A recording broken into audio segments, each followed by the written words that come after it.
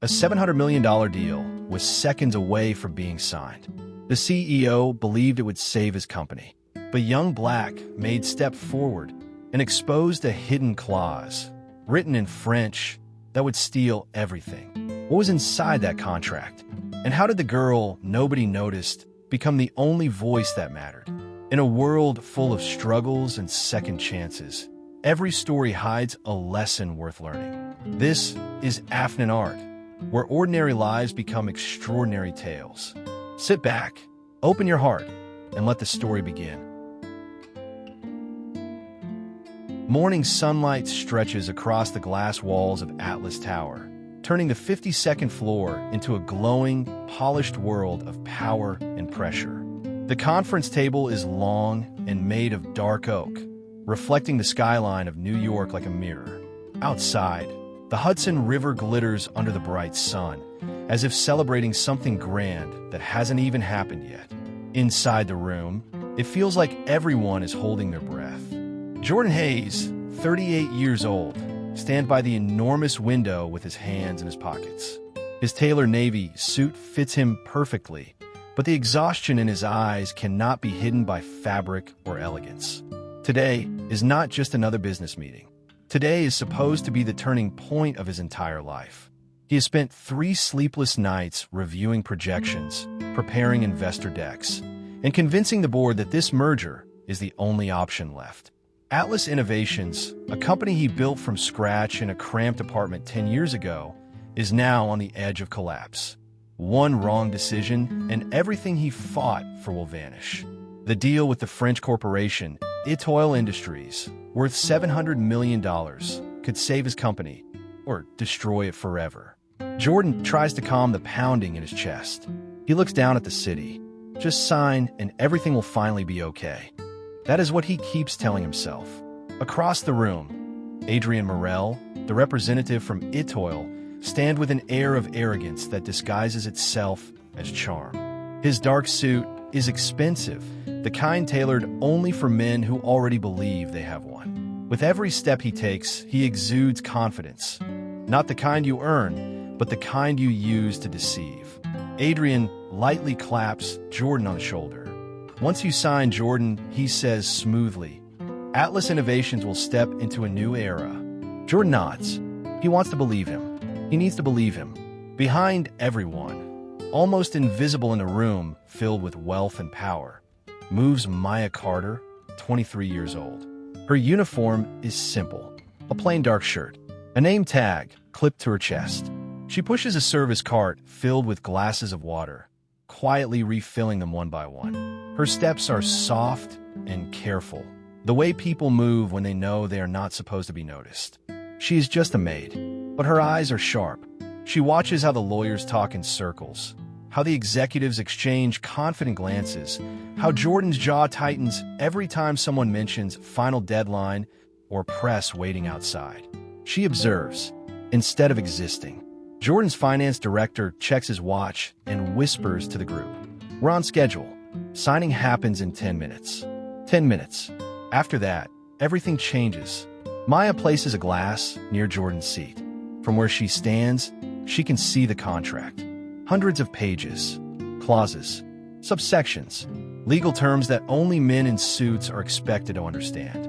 She moves along the table, refilling another glass, when suddenly a voice catches her attention. Adrien leans slightly toward his French partner. His lips curl into a subtle, confident smirk. He speaks in French, softly but not softly enough. Maya freezes. Her hands stop midair. She knows that language. She grew up learning it in a community program at her church. She worked hard, studied in secret, dreaming of a life beyond cleaning offices. What Adrien says turns her blood cold. Dans quelques minutes, nous contrôlerons tout SA company. Translation: in a few minutes, we will control his entire company. Maya almost drops the water pitcher. She turns her head slowly. No one reacts. No one understands. Jordan adjusts his suit jacket, preparing to sit down. The investors take their places. The lawyers distribute pens. A camera crew is waiting outside the door to record the signing. Everything is moving forward. The machine of business money, and power is accelerating. Jordan sits. He reaches for the sleek, silver pen placed in front of him. Maya steps backward. Her chest tightens. She knows what she heard. Adrian's words weren't a joke. They weren't harmless. Something is wrong with that contract. But she's just a maid. No position, no authority, no reason for anyone to listen. Jordan lowers the pen to the paper. The metal tip touches the page. For Jordan, this is salvation. For Adrian, this is conquest. For Maya, this is a moment she cannot let pass. She grips the edge of the service card, takes a deep breath, and before she can doubt herself, her voice escapes, trembling but clear. "Sir, please stop." The room turns silent. All eyes shift toward the girl no one ever noticed.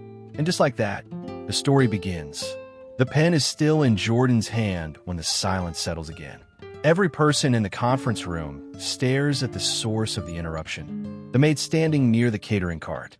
For a full second, nobody moves.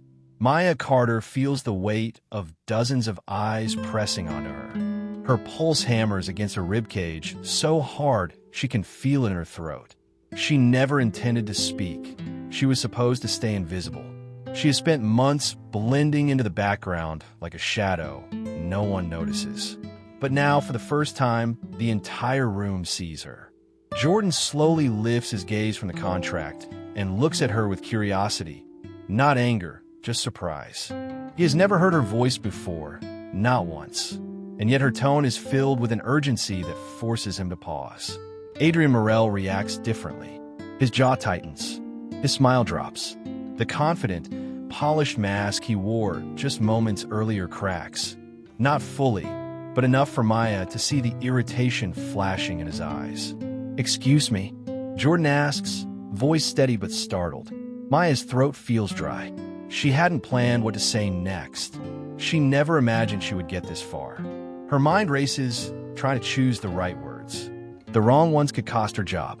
The wrong ones could humiliate her in front of all these powerful people. She forces her breath to slow and speaks again. "Please don't sign yet." The statement floats in the air like a shard of glass. Adrian steps forward, placing one hand on the back of Jordan's chair. His voice drips with irritation, masked as politeness. "She's just the cleaning staff," he says, letting out a soft laugh, as if this moment is nothing more than a silly interruption. Maybe she brought the wrong tray of water. Laughter escapes from two junior executives. Someone mutters, "Unbelievable." The room begins to dismiss her, mocking her existence without needing to say it out loud. Maya's fingers curl into fists at her sides. Fear wants to drag her backward toward the door, to retreat into silence and disappear again. But beneath the fear is something stronger. Anger, determination, the knowledge that she cannot walk away while Jordan is about to be trapped. She lifts her chin a little higher. Jordan raises a hand toward Adrian, signaling him to step back. "No," Jordan says slowly. "Let her speak." The words hit Maya like a shock. He's listening.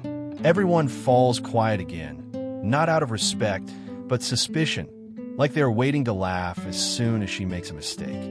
Maya moves closer to the table, each step carefully measured. The floor feels like ice beneath her shoes. She looks at the contract, then at Jordan. "I overheard something earlier," she says, voice still trembling.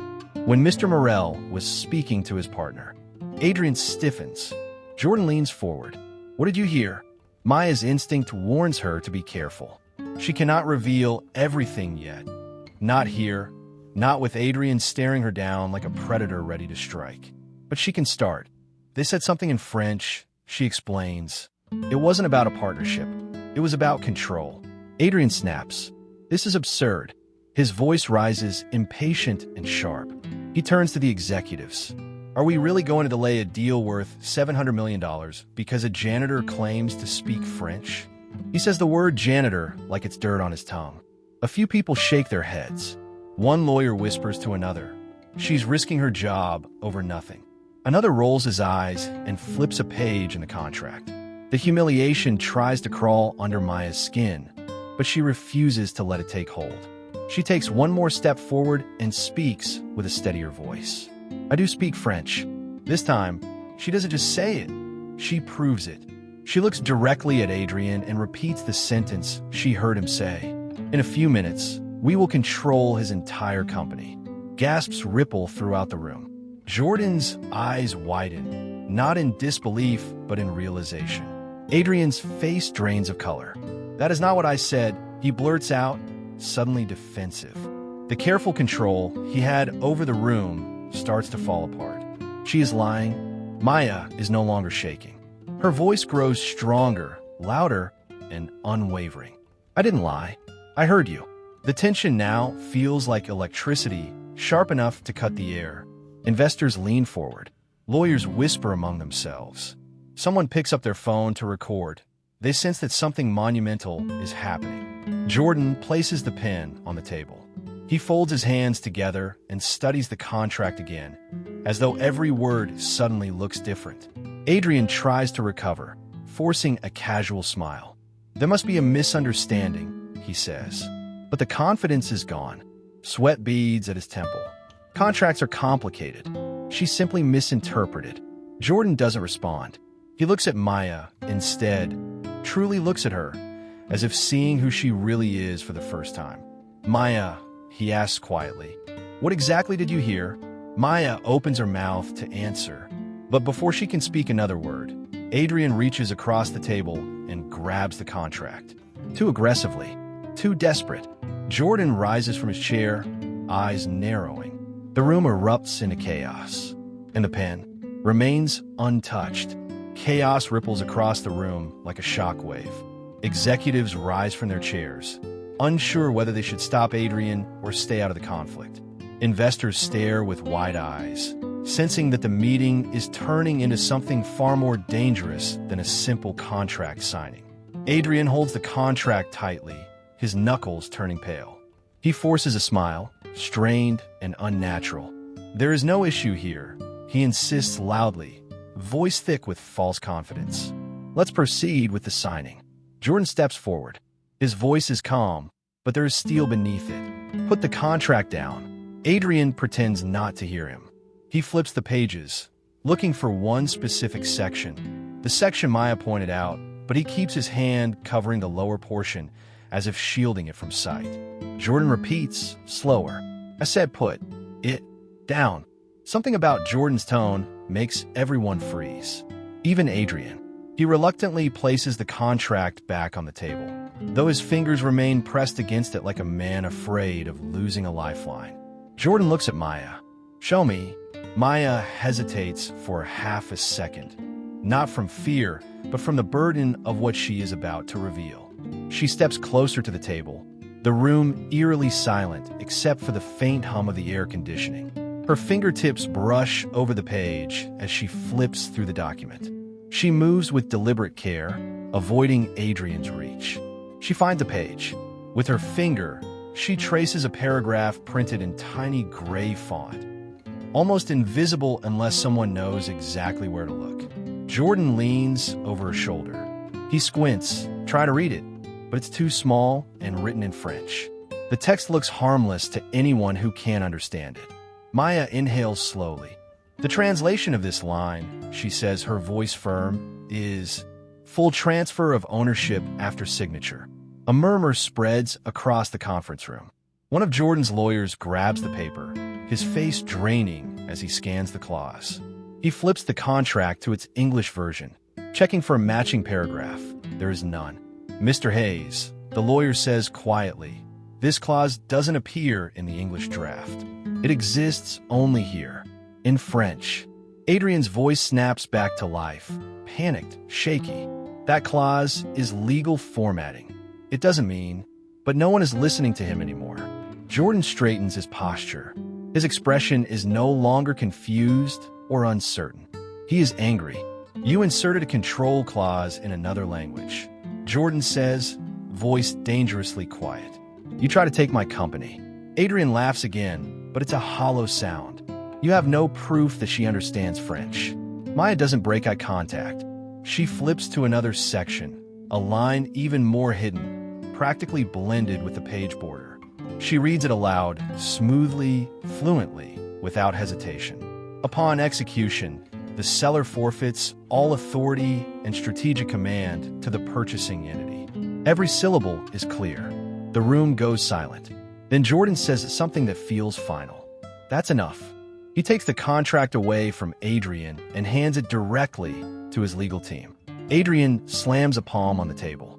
This girl is sabotaging the deal.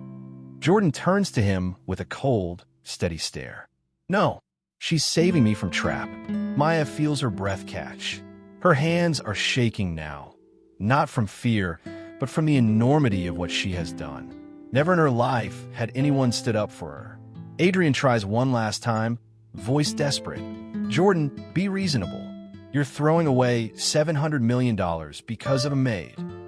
Jordan steps closer to Maya, positioning himself in front of her as though shielding her from Adrian's aggression. He looks at Adrian, expression sharp and controlled. She's not just a maid. A heavy silence follows. Maya lowers her gaze, overwhelmed. She never asked for recognition. All she wanted was to do the right thing. Suddenly, the conference room door opens. A camera crew steps inside, expecting to film the signing ceremony. They stop when they see the tension, the shattered atmosphere, and the contract no longer on the table. Jordan takes a slow breath. This signing is canceled. The words land like thunder. Adrian's face collapses, every bit of confidence draining away. Executives reposition themselves. Lawyers start gathering documents. Investors whisper heatedly, realizing how close they came to losing everything. Maya tries to step back, wanting to return to the corner where she can disappear again. But Jordan isn't finished. He turns toward her.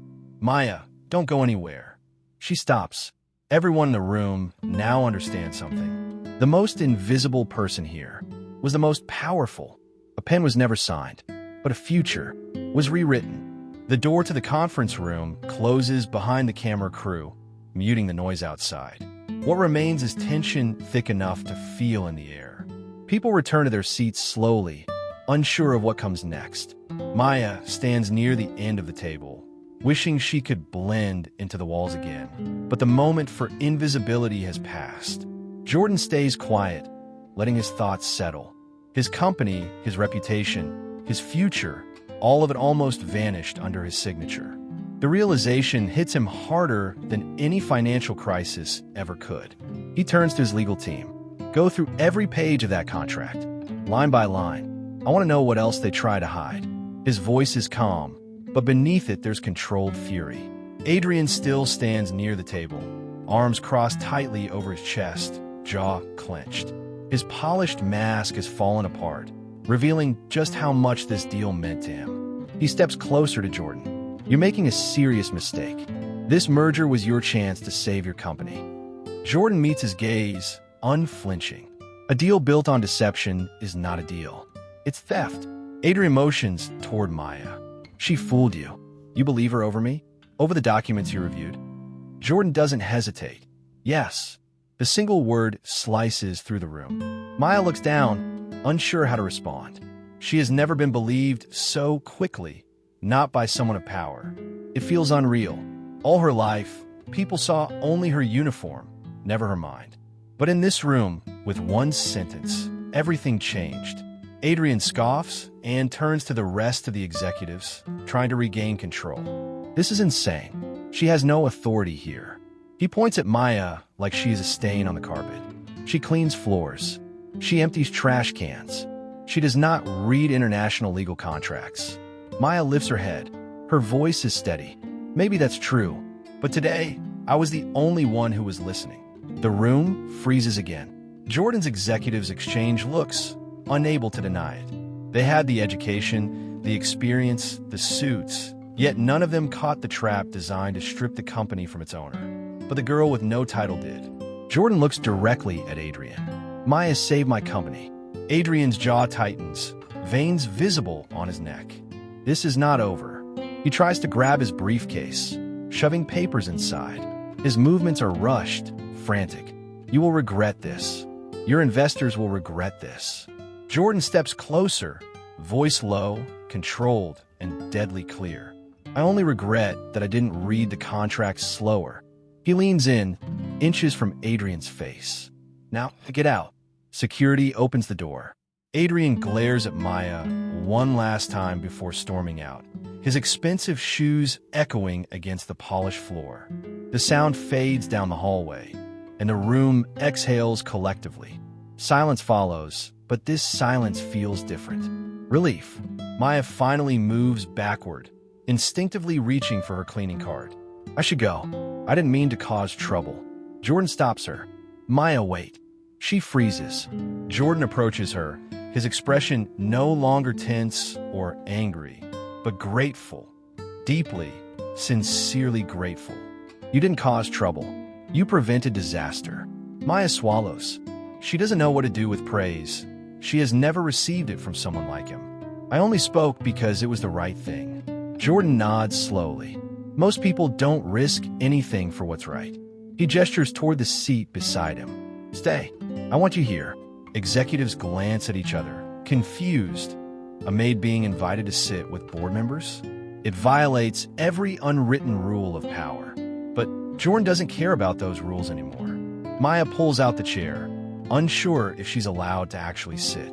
Jordan gives her a reassuring nod, and she lowers herself into the chair cautiously, her back straight, hands folded in her lap. A janitor now sits at the table where billion-dollar decisions are made. Jordan takes a breath. Maya, I need to ask, how did you know French? Maya hesitates, then speaks softly. My church offered free language classes. I took night lessons for 2 years, hoping I could one day use them to get a better job. But no one ever believed I could do more than clean floors. Jordan watches her, really seeing her. I believe you can. Those 4 words strike deeper than he could ever imagine. Maya blinks hard, feeling emotion rise, but she doesn't let tears fall.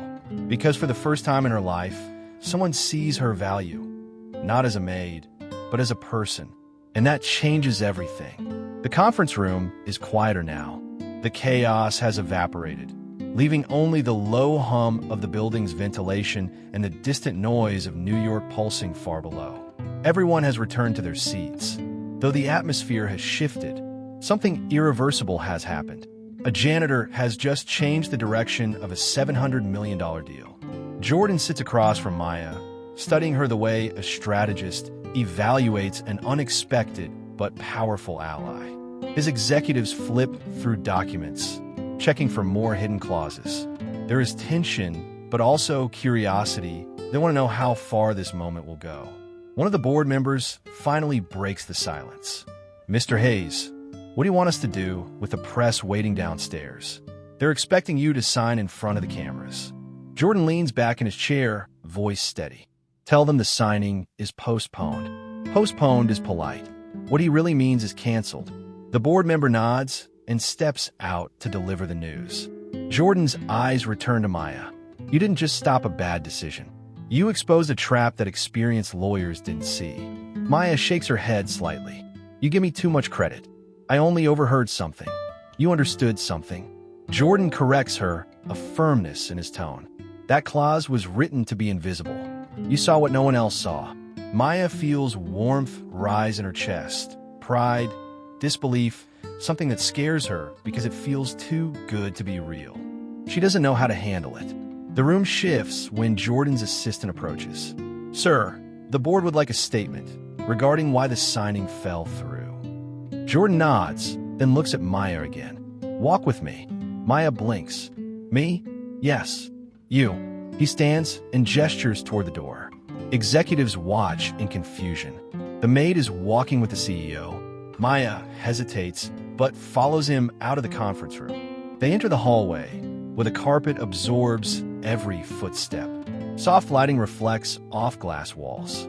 Beyond them, the city stretches endlessly. Towering buildings, yellow cabs, and the river glowing under the noon sun. It feels like stepping into a different world. I don't understand, Maya says. Why do you want me here? Jordan stops near the window overlooking Manhattan. He places a hand on the railing, eyes scanning the skyline. Because I don't want you to disappear into the background again. Maya looks down at her shoes. Disappearing is easier. Jordan shakes his head. It's survival, not ease. Maya looks up at him, surprised that he understands. Jordan continues, voice quieter. Do you know how many people in that room are paid to protect this company? Yet the person who protected it for real was someone they don't even see. What I did today doesn't change who I am, she whispers. Jordan turns toward her fully. Maybe it does. They stand there for a moment, the city stretching beneath them, like a reminder of how massive the world is and how small each person feels inside it. But today, Maya feels not small. We're going back inside, Jordan finally says. There's something I want to propose to you. Maya follows him into a different room, a smaller executive briefing room with a sleek marble table and soft leather chairs. The walls are lined with digital screens showing stock graphs and company reports. For the first time, Maya is not standing behind a chair to clean it. She sits in one. Jordan places his tablet on the table and pulls up a file. Maya watches numbers and graphs light up the screen. Projections, international clients, translation records. Jordan rests his hand on the edge of the screen. Maya, I need someone who can monitor foreign communications and contracts. Someone who understands languages. Someone who pays attention. Maya doesn't dare to breathe. Jordan meets her eyes. I want to offer you a position here at Atlas Innovations. Her heart thunders against her ribs. But I don't have a degree, she whispers. I don't have a business background. Jordan lifts a hand, stopping her. You have instinct, integrity, and the courage to speak when everyone else stayed silent. He leans closer. That's something I can't teach. Maya swallows hard. What position? Jordan smiles slightly. Not condescending, but excited, like someone who sees potential that even she doesn't see. International contract analyst. Entry level, paid training included. The room spins for a moment. Her ears ring. She's afraid to move because the moment might vanish if she blinks. Why me? She whispers. Jordan answers without hesitation. Because today, you proved you can handle the truth, even when the truth is dangerous. Maya closes her hands in a fist on her lap, so her emotions don't spill over her voice. The uniform she wears suddenly feels too small, as if the moment she walks out of this room, she'll no longer fit inside the life she used to live. Jordan offers his hand. Maya Carter, welcome to Atlas Innovations. Maya stares at his hand, and she places hers into it, firm, steady. A handshake that rewrites both their futures. Maya arrives at work the next morning earlier than everyone else. For the first time, she walks past the cleaning supply room, not toward it. She steps into the executive area with a newly printed badge clipped to her shirt. Maya Carter, International Contract Analyst. The letters almost don't feel real. Her hands shake slightly as she touches the badge to the security scanner. The glass door slides open with a soft beep. Her entire world has changed. But there is no applause, no warm welcome. The executive floor is cold and silent. Jordan enters minutes later, holding 2 cups of coffee. He sets one on Maya's desk. Double caramel. No sugar. That's how you drink it, right? Maya is stunned he noticed. She nods, a small smile breaking through her nerves. Jordan pulls out a chair beside her and places a thick folder on the desk. This is everything we pulled from Itoil Industries communication logs. Emails, attachments, internal memos. I want you to review them. Maya blinks. Me? Jordan nods. You found what a room of lawyers missed. I trust you. Maya opens the folder. Pages after pages filled with complicated graphs, legal phrases, and international clauses stare back at her. Her breath tightens. The doubt returns, loud and familiar. You don't belong here. You're just a maid pretending to be something more. But then Jordan speaks, firm and calm. Take your time. Don't rush. Trust your eyes. Hours pass. Maya spreads documents across the desk, highlighting, cross-checking, translating small portions that appear in French. She reads emails that look harmless until a phrase catches her attention, one that repeats in different messages. She circles it. Jordan, what does Phase 2 acquisition mean? Jordan moves his chair closer. Show me. Maya passes the paper. Jordan's eyebrows knit together. This refers to taking control of another asset. But we only discussed Atlas Innovations with them. Nothing else. Maya flips another page and begins translating. It says after acquiring Atlas Innovations, they would acquire Atlas Data Systems. Jordan's heart drops. That's our research division, the part of the company we've never shown investors. Maya whispers, they wanted more than your company. They wanted your technology. Jordan rubs a hand over his face. If this went through, they wouldn't just take Atlas. They would erase us from the industry. Maya suddenly realizes the weight of what she stopped. She didn't just protect a contract. She protected an entire workforce, families, people whose lives depend on the company. She exhales shakily. Jordan watches her, not with pity, but with admiration. You're seeing patterns I never saw, he says. You think like a strategist. Before Maya can respond, the door swings open. Evelyn, the chief financial officer, walks in with sharp heels and sharper eyes. Jordan, the board is asking if we should restart negotiation with a different partner. Her eyes land on Maya at the analyst desk. And why is she sitting here? Jordan answers calmly. Because she earned her place. Evelyn's jaw tightens. She leans toward Jordan and lowers her voice. Do you realize how this looks? A janitor suddenly at the negotiation table? Investors will question your judgment. Maya hears every word, but she pretends not to. She focuses on paper, fingers tight against the edge. Jordan responds without hesitation. If investors doubt me because I value competence over status, then they can find another CEO. Evelyn freezes. She wasn't expecting that answer. Jordan stands. Maya, come with me. We're presenting your findings to the board. Maya looks at him in disbelief. Me? Yes. This information came from you. You should be the one to show it. Maya rises slowly. Her heart pounds. She gathers the documents and follows Jordan out of the room. This is no longer just about exposing a fraud. This is her stepping into a battlefield of power, money, and corporate politics. As the elevator doors close, Jordan speaks quietly. Whatever happens in that boardroom, remember one thing. You were right when everyone else was blind. Maya nods, determination replacing fear. For the first time, she's not walking into a room to clean it. She's walking in to lead it.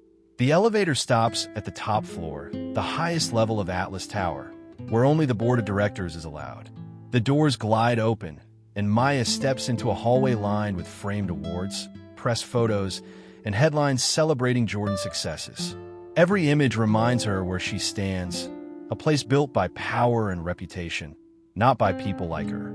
Her heartbeat thunders in her ears. Jordan walks a few steps ahead, steady and confident, as if bringing an entry-level analyst into a billionaire board meeting is the most natural thing in the world. But Maya can feel her throat tighten. She clutches the folder of documents, terrified she might drop them. They reach a tall double door made of black glass. Jordan turns to her before pushing it open. You're ready, he says quietly. You got this far on your own instinct. Believe in that. Maya opens her mouth, but words don't come out. Jordan nods slowly, acknowledging her fear without judging it. Walk in behind me, and no matter what they say, don't apologize for being here. He pushes open the door. A massive, oval table dominates the room. 12 board members, men and women in suits worth more than Maya's yearly income, turn their heads at once. Their faces show confusion and annoyance. A large digital screen on the wall displays. Emergency update. Merger postponed. Evelyn, the chief financial officer, is already there, arms crossed and eyes cold. She wastes no time. Jordan, she says sharply, before we start, explain why a maintenance employee is attending a board meeting. Maya tries not to flinch. Jordan places the folder on the table and pulls out a chair for her, the kind of gesture no one has ever done for her in this building. He doesn't sit yet. Instead, he looks at every board member one by one. She's not a maintenance employee, he states. As of today, she is Atlas Innovations' international contract analyst. A ripple passes through the table. The head of the board, a silver-haired man named Robert Kingston, frowns. We were not informed of this hiring decision. You weren't, Jordan replies, because it had to happen immediately. Evelyn leans back, raising her chin. Jordan, you can't just hand out corporate positions to janitors. There are protocols, standards. She doesn't fit the qualifications. The words slice into Maya like a blade. The board members nod. Their expressions say what they don't speak aloud. She doesn't belong here. But Jordan doesn't blink. Qualifications. Jordan repeats. She prevented a $700 million sabotage that you and our entire legal department failed to detect. He points at the folder. She found a hidden ownership transfer clause that would have cost us our company. That stuns them. Someone shifts uncomfortably in their seat. Another clears his throat. Robert studies Maya carefully now, analyzing rather than dismissing. Is that true? Maya stands.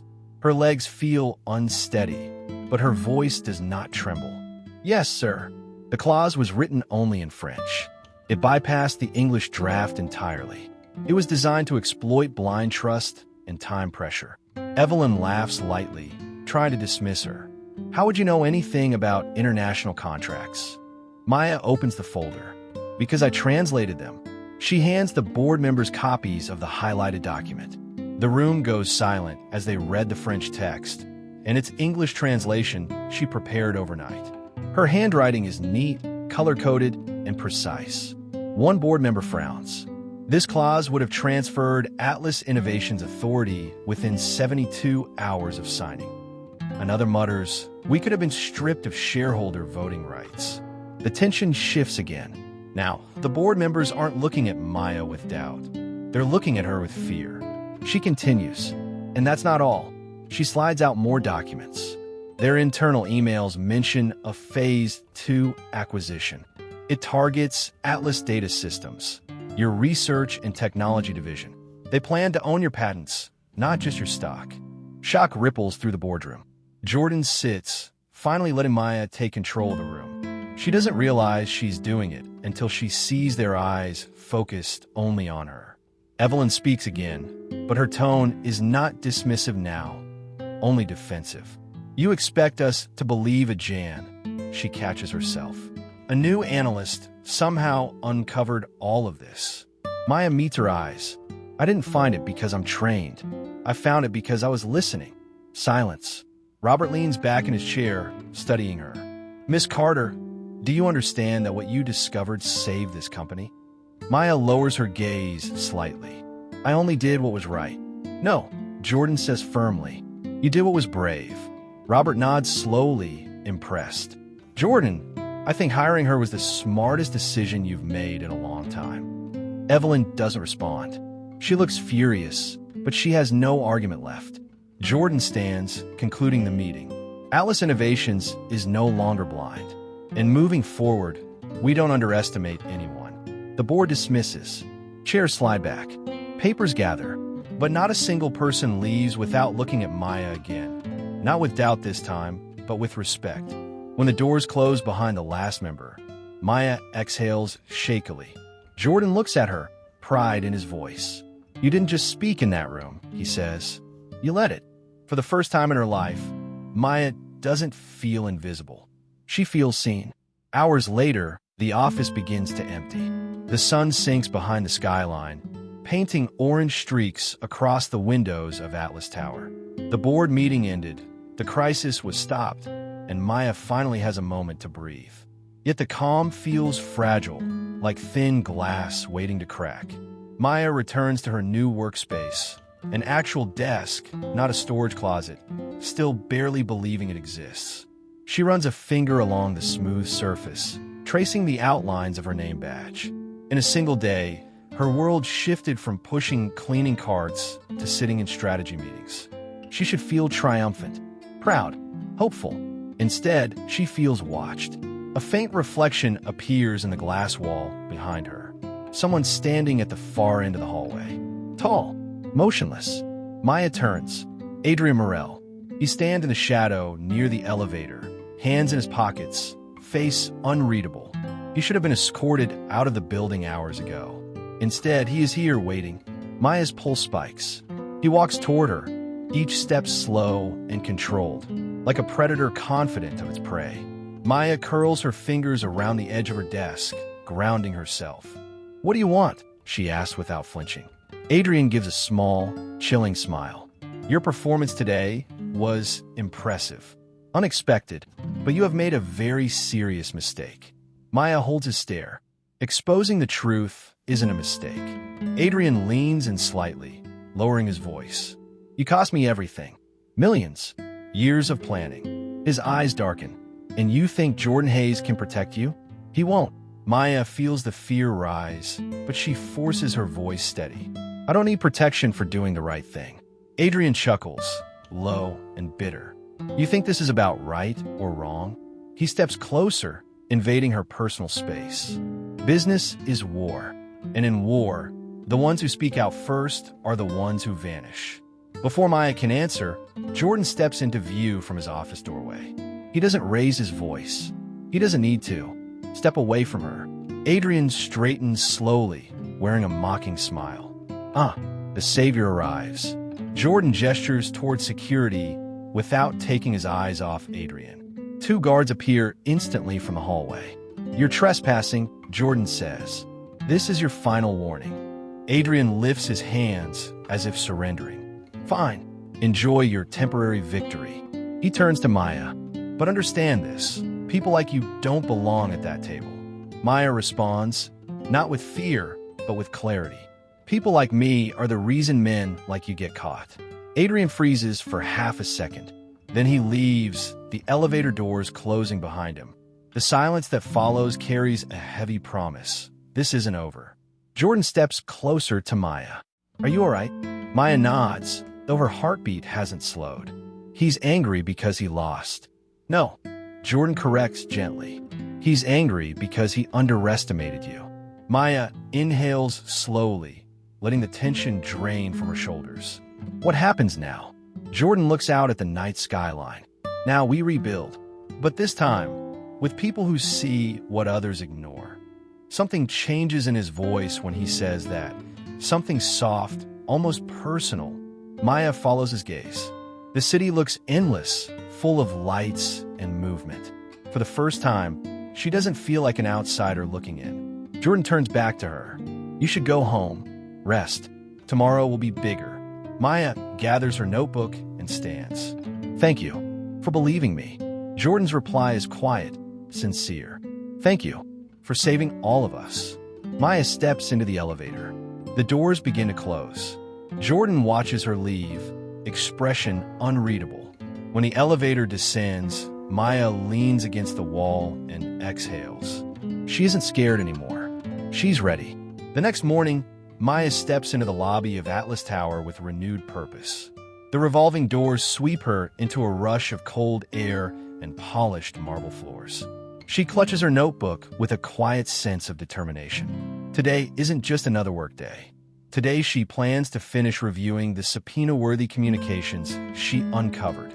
She plans to prove, without any doubt, that Adrian Morel and Itoil Industries attempted corporate theft. But the moment she reaches her desk, something is wrong. Her computer monitor is already on. Her files, every document she highlighted, translated, reviewed, are gone. Not moved, not misfiled, gone. A message flashes across the screen. Access denied. Account suspended. Maya freezes. She tries her keyboard. Nothing responds. Footsteps echo behind her. Evelyn appears, arms folded, expression sharp and satisfied. Maya Carter, she says, voice cold as steel. You're no longer authorized to access internal contracts or data. Your system privileges have been revoked effective immediately. Maya stands slowly. By whose order? By mine, Evelyn replies. And by the authority of the Risk and Security Committee. Maya's pulse spikes. You can't remove evidence. Those documents prove. Prove what? Evelyn interrupts smoothly. That you, a former janitor, believe you found something that our legal department missed. She steps closer, lowering her voice so the surrounding employees can't hear. You embarrassed powerful people yesterday. People who don't like being embarrassed. Maya tries to remain steady. This isn't about embarrassment. It's about protecting the company. Evelyn sighs as though she's tired of dealing with her. Jordan may think you're some sort of corporate prodigy, but he won't be CEO forever. The board listens to me, and I say this. Stay in your position, stay quiet, and don't overstep again. Maya feels heat rising in her chest. You think I'm going to just step aside because you tell me to? Evelyn narrows her eyes. No, I think you will step aside because we changed your job description. She hands Maya a printed amendment. At the top, internal contract analyst, temporary position, 30 days probation. And worse, at the bottom, failure to meet performance standards will result in immediate termination. Maya's throat tightens. You're trying to push me out. Evelyn smiles thinly. Considerate correction. People need to stay in their lane. She turns to leave, but Maya steps forward.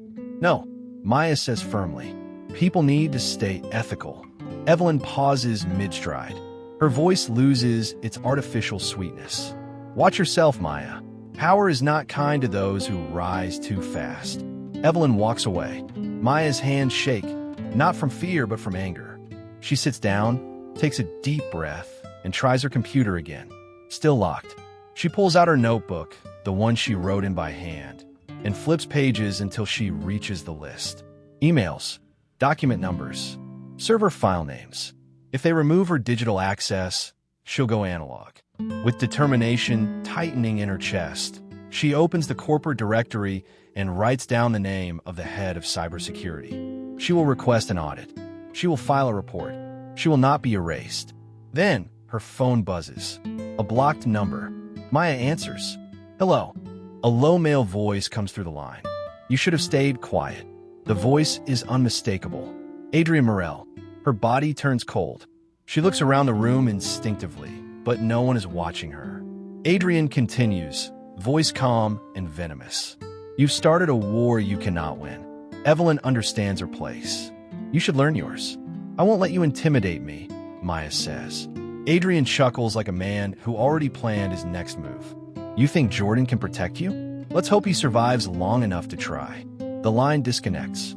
Maya stares at her phone, heart pounding. She doesn't realize Jordan is behind her until she turns and sees him. Face hardened, expression dark. How long have you been standing there? She asks. Long enough, he answers. He walks to her computer, sees the access denied message, sees the printed amendment on her desk. His jaw locks tight. They think they can shut you down. They think they can silence what you uncovered. His eyes burn with determination. They're wrong. He picks up the probation amendment and tears it neatly in half. Maya, he says quietly but firmly, you're staying. And we finish what we started. Maya breathes for the first time since she walked into the building. Jordan leans in closer. Meet me in the secure strategy room in 5 minutes. We have work to do. He turns and walks away. Maya picks up her notebook, her hand steady now. Let them try to shut her out. She's not leaving. Not until the truth burns through every locked door.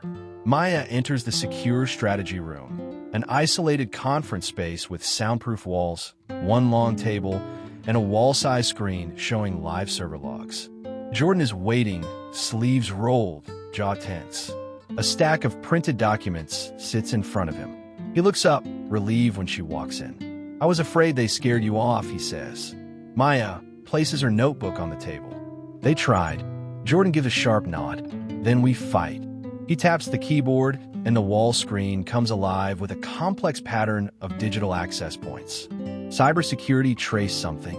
Someone tried to scrub your folder from our servers at 2 in the morning. He zooms in, highlighting the user ID that initiated the deletion. Maya leans closer. The username appears on the screen. Evelyn.chief.cfo. Maya's pulse jumps. She tried to erase the evidence. Jordan nods. Not just erase it. She tried to transfer it. Look, he clicks again, and the screen shows an outbound data movement attempt. Destination. An encrypted server in Paris. Maya feels a chill run down her spine. That server belongs to Etoile. Jordan confirms. She was working with Adrienne all along. At that moment, the door swings open. Evelyn steps in. Not surprised. Not panicked. Calm. As if she owns the room. Jordan, she says coolly. We need to talk. Jordan steps in front of Maya. We already are. Evelyn sighs, setting her purse down, posture poised like someone who's already decided the outcome. You're making decisions based on emotions. On a girl who used to scrub our floors. Maya, stand a little taller. And yet here you are, trying to erase proof she found. Evelyn ignores her. Jordan, listen. You had one chance to save this company. That merger would have made us the most powerful corporation in our sector. Jordan folds his arms. By giving control of Atlas to someone else? Evelyn's tone sharpens. You're naive. This is how real business works. Jordan answers quietly. No, this is how greed works. Evelyn walks closer to the table. I didn't betray this company. I betrayed you. She looks directly at Maya. Because I knew the moment you began trusting her, you stopped listening to us. She presses her palm against the table, leaning forward. You let a janitor influence your decisions. Do you know how irrational that sounds on paper? Maya steps forward. I speak French. I found the hidden clause. I uncovered the attempted theft. That isn't irrational. That's competence. Evelyn smirks. You're still disposable. Maya's eyes narrow. Then why are you trying so hard to destroy me? The question lands like a strike. Evelyn's mask cracks. Jordan hits a button on the remote. A recording plays. Not audio from the boardroom. Not an email. A phone call. Adrian's voice. She knows too much. Get rid of her access. After that, make sure she doesn't last here. Hayes will get rid of her once she becomes a liability. Then Evelyn's voice responds, icy cold. Leave it to me. Evelyn's face drains of color. You recorded me? Jordan shakes his head. Cybersecurity did. We track attempted data breaches automatically. He gestures toward the ceiling mic. And this room records every conversation. Evelyn lunges toward her phone, but Jordan speaks sharply. It's already backed up on 3 servers. He nods to security, who enter the room. They approach Evelyn. She looks at Jordan with disbelief. You're firing me? Over her. Jordan doesn't hesitate. No, I'm firing you for betraying Atlas. She just exposed it. Security escorts Evelyn out. The door closes. Silence settles over the room. This time, clean and victorious. Jordan turns to Maya. You just saved this company. Again. Maya exhales shakily. For the first time, the fear lifts from her shoulders. Not because Jordan praised her, but because she finally knows her worth. Jordan steps closer. You once said disappearing was easier. Maya nods softly. It was. Jordan holds her gaze. Don't disappear again. Maya smiles, steady and confident. I won't. He extends a folder toward her. Inside is a new contract. Permanent position. Higher salary. Benefits. Title. Senior International Compliance Analyst. Maya blinks, stunned. Senior? Jordan nods. You see what others don't. That's leadership. She signs the contract without hesitation. When she finishes, Jordan says, Come with me. They walk to the window, overlooking the entire city. New York glimmers like endless possibility. Jordan looks at her, this time, not as someone he rescued, but as someone he respects. People like you don't belong at this table. He repeats Evelyn's words, then shakes his head. Turns out, you belong at the head of it. Maya watches the city below, millions of lights, millions of lives, and whispers the truth she finally believes. I was never invisible. They just never looked. Fade out. Maya Carter, the maid they underestimated, saved a $700 million company and rewrote her future.